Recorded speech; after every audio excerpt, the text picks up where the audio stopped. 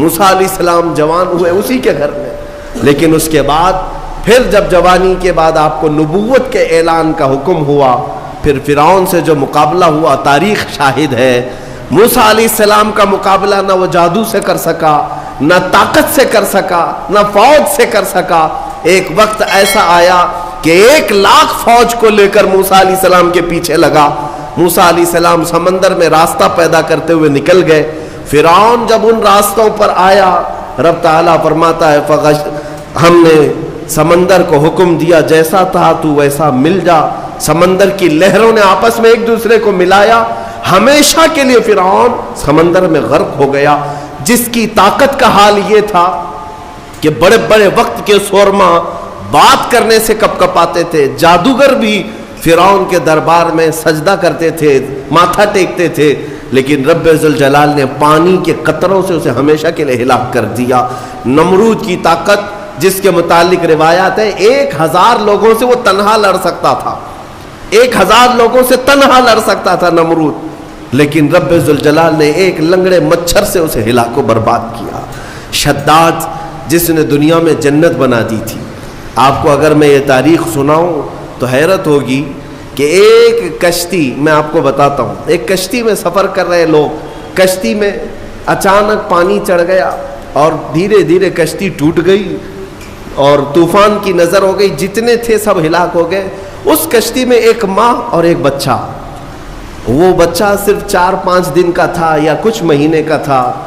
ماں جو ہے ایک تخت کو پکڑ کر کے اپنے بچے کو تخت پر لٹا دیتی ہے اور خود ڈوب جاتی ہے۔ اس کشتی میں کوئی موجود نہیں رہا، ایک بچہ 4 دن کا یا 6 دن کا وہ تخت کے سہارے بہتے بہتے کنارے تک آ کر لگ گیا۔ ایک قافلہ وہاں سے جا رہا تھا، انہوں نے بچے کو زندہ سلامت دیکھ کر کے اٹھا لیا۔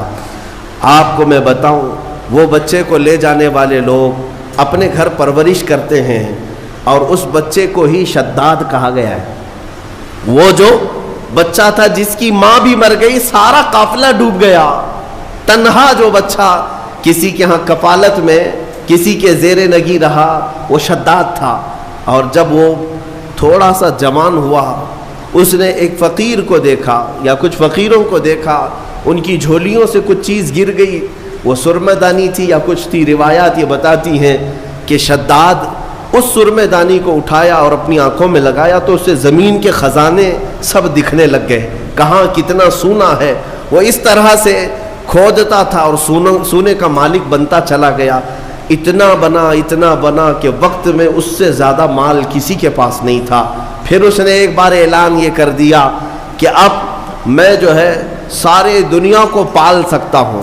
اس وقت ایک درویش نے آ کر کے اس سے کہا کہ شداد، تو اپنے مال سے زکوٰۃ بھی ادا کیا کر، فقراء و مساکین کو بھی دیا کر، اللہ تعالیٰ تجھے جنت عطا کرے گا۔ اس نے کہا کون سی جنت ہے؟ جنت کیا ہوتی ہے؟ کہا جنت عالی شان ہے، رب تعالیٰ کی بنائی ہوئی، جس کی ایک اینٹ سونے کی تو ایک اینٹ چاندی کی، زمین زعفران سے بچھی ہوئی، بہت خوبصورت جنت کا نظارہ ہے، اگر تو خیرات کرے تو اللہ تجھے وہ بھی عطا کرے۔ اس نے کہا مار کر کے، ٹھٹا مار کر کے کہا ہے ایسی بھی کوئی جنت ہوتی ہے؟ اس سے بہتر جنت تو میں دنیا میں بنا دوں گا، تم اس جنت کی لالچ مجھے دے رہے ہو؟